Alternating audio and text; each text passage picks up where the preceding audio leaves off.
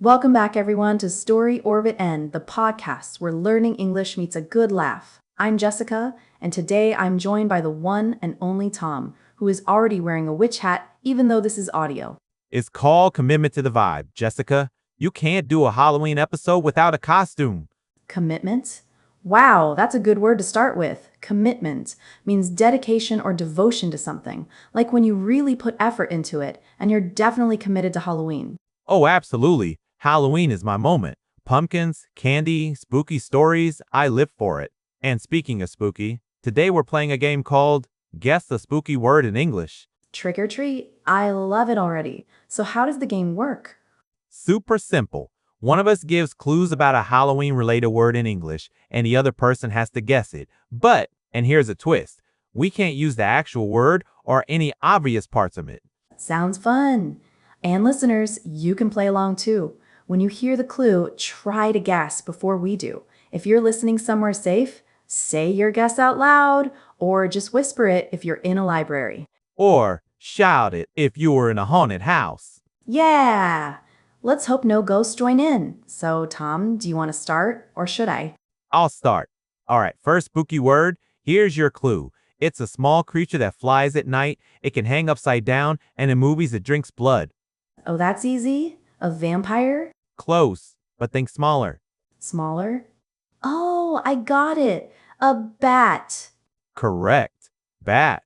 And fun fact in English, bat can also mean a thing you use to hit a baseball.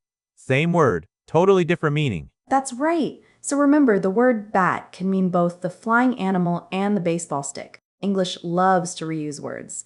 Exactly. Your turn, Jessica. Give me a challenge. All right? Mine is a word for a person who comes back from the dead. They usually walk very slowly and say things like brains. Ugh, I know that one. That's a zombie. Correct. And listeners, pay attention to the pronunciation. Zombie, only 2 syllables. Good tip. Oh, and the word brains you used is often used in a funny way with zombies. But in real life, use your brain means think carefully. Nice. Okay, your turn. All right, this next one. She usually wears black, flies on a broom, and has a black cat as a friend. A witch. Easy. Correct again. You're too good at this. I've watched enough movies, I guess. By the way, witch and witch sound exactly the same, but they mean completely different things. Good one. Which is the magical person? Which is for choosing. Like, which one do you want? Perfect.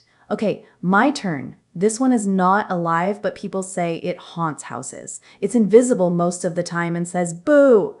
That's definitely a ghost. Exactly. And here's something fun. When English speakers say I ghosted someone, it means they suddenly stopped replying to messages, like disappeared.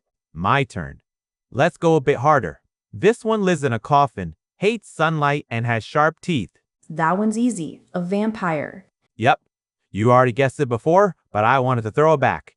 By the way, throw it back here means to repeat something from before. Good phrase. Throwback can also mean something nostalgic, like a throwback photo from the past.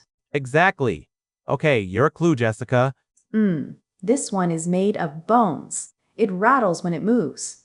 Oh, that must be a skeleton. Correct? And rattle means to make a quick shaking noise. You can say, the window rattled in the wind. Nice one. I like how spooky words also help with sound vocabulary. Yeah. Okay, how about this? It's a word for the place where people are buried. Graveyard. Yes. Some people say cemetery too, which is more formal. Graveyard is a bit older and often sounds spookier. True. And the word grave by itself means the place where one person is buried. So graveyard is full of graves. All right, now I'm getting into it. Let's make it trickier. I'm ready. This word describes the full moon, dark woods, and something that howls at night. Oh, that's a werewolf. Yep, werewolf. That's so cool. So werewolf means a human who turns into a wolf during the full moon. Exactly, and howl means the sound wolves make. You can say, the dog howled all night. Okay, Jessica, here's one for you. It's not a person, it's not an animal, it's something you might carve, put a candle inside, and place outside your house. That's easy. A pumpkin or a jack-o'-lantern. Right. And carve means to cut or shape something, usually with a knife. You can carve wood, carve a turkey, or carve a pumpkin. Here's another. This one is a word for a magical drink or mixture. Oh, that's a potion. Correct. Potion. And it's often used in fairy tales or fantasy stories like love potion. Or sleeping potion. By the way, listeners, notice that potion sounds similar to motion or notion. The shun sound at the end is common in English. Good point. All right, your turn. Okay? This is something you can see in horror movies. It's often found in old castles, it has cobwebs, and it's the home of bats. A cave? Close, but think more royal. A castle. Right, and cobweb means spiderweb, usually old and dusty. Perfect. Okay, next one for me. This is not alive but moves slowly. It's usually wrapped in white bandages. Oh, a mummy. Yes. And not mommy, okay? Be careful with the pronunciation, mummy. From Egypt, mommy means your mother. Yeah, that's an important difference. All right, we're doing well. Let's take a quick pause and ask our listeners something. Good idea. So, listeners, how many of these spooky words did you already know? And which one is your favorite? Tell us in the comments or try using them in your own sentences. Great. Okay, let's keep going. All right. My next one is about something people wear on Halloween to look like someone or something else. Costume. Yes. And the word costume can also be used outside Halloween. For example, the actors wore traditional costumes. Exactly. All right, mine is a word for a place where witches make potions. That's a cauldron. Correct. And cauldron means a big round pot used for cooking over fire. You know, Halloween vocabulary is so visual. It's like you can almost picture every word. Totally. Okay, next clue. It's an adjective that means something that makes you scared. Spooky. Yes, and spooky can also mean mysterious, but not always scary. Like, that old house looks spooky. Or, the music is spooky but cool. Okay, your turn. All right. This is something children say when they go door to door on Halloween night asking for candy. Trick or treat. Exactly. And trick means a joke or a prank, and treat means a little reward or a sweet thing. So, trick or treat basically means give me candy or I'll play a trick on you. Yeah, it's like friendly blackmail. That's a fun phrase to learn too. Play a trick on someone means to prank them. All right, Jessica, I have a fun one. It's a word for the night before All Saints' Day. Oh, that's actually Halloween itself. It comes from All Hallows' Eve. Correct. And Eve means the night before something important, like Christmas Eve. Nice one. Let's go for a few more. Sure. This one is something you might hear at night, like footsteps or a whisper when no one's there. That sounds like a haunting. Yes, or you could say haunted, like a haunted house. And haunted means full of ghosts or spirits. Okay, your turn again. This one is about the holiday when people dress up, carve pumpkins, and tell scary stories. Halloween again. You're trying to trick me. Haha, you caught me. Let's mix it up.